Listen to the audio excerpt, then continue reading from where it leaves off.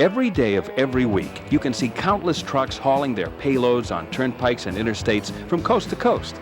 But we rarely get a chance to see trucks up close and personal. And unless you've been to a truck museum lately, you probably haven't seen many vintage trucks dating back several decades. Well, recently, we visited an event in Marlborough, Massachusetts that gave us a chance to see hundreds of trucks right up close and to see some of the oldest and rarest trucks that have ever backed up to a loading dock.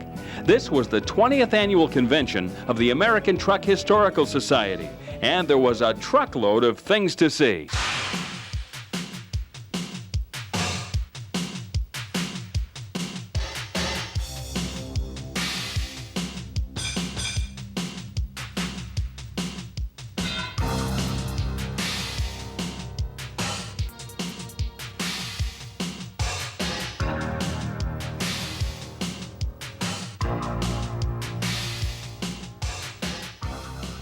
One of the first persons we wanted to talk to was Larry Sheaf, the managing director of the convention. This particular convention has drawn approximately 650 trucks. Not all this size. Many of them Model A Ford types. Macs are very dominant here, Sterlings. The trucks that are here will give you an idea of the wide range of people that are interested in this. They aren't all truckers, but many of us do own one truck. Some of us own several trucks. But it's just like other clubs like the Model A Club. They gather together on weekends, they have fun. We draw the public in so that they can have fun with us. With about 600 trucks on display, we could have spent an eternity trying to capture them all on tape. But we did meet many of the exhibitors, and they were all very eager to tell us about their own prized rigs.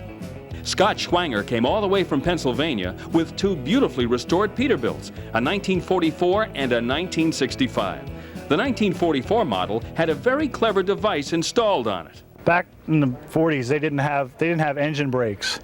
And coming down the hills, they heated the brakes up pretty bad. So these guys would mount. This is a 220-gallon fuel oil tank that they would mount it on a rig, and it has valves and piping that runs underneath, and it has 4 nozzles, one at each brake, and they would open the valves a little bit at the top of each hill on both sides.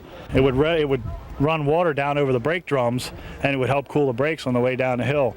Don Rogers trucked down from Ontario, Canada with this immaculate 1954 GMC tractor, pulling an equally clean 1954 Great Dane trailer. The tractor is what they call a cannonball. It was quite a famous truck back in the 50s. They made movies off it called the Cannonball Express, I believe. The trailer is a Great Dane trailer, and I purchased it from a chap down in Lititz, Pennsylvania, and it's the oldest Great Dane trailer in the United States that runs the highways. The assortment of antique trucks at the ATHS convention was almost what you might expect at the Smithsonian.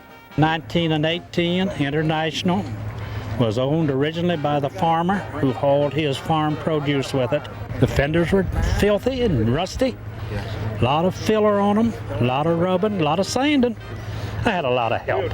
Ron Rolfe drove up from New York in his 1914 Case in totally original condition, and he prefers it that way. Mechanically as perfect as you can get, untouched mechanically, and I'm going to have fun with it just like it is. Ed Ashcroft from Hamburg, New York, brought his fully restored 1950 Ford pickup, and we asked him if it was for sale. Yes, everything's for sale. You got $25,000, it's yours. If you've never seen a Model T truck crank started, you could at this convention.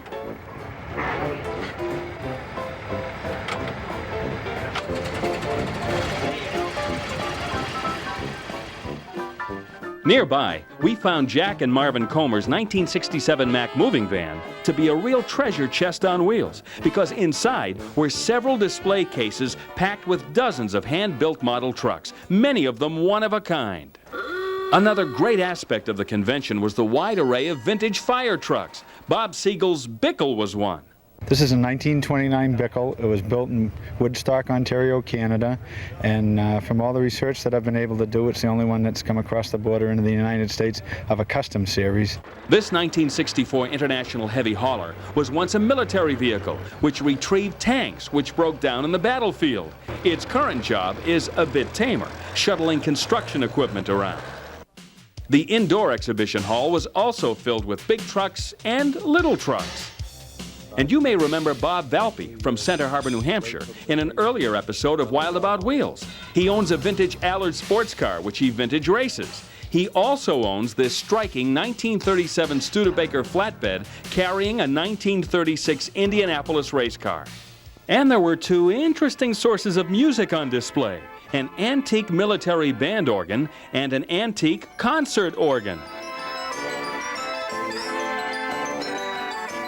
From mini trucks to mega trucks and everything in between. The American Truck Historical Society convention was probably what truck heaven looks like, if there is such a place.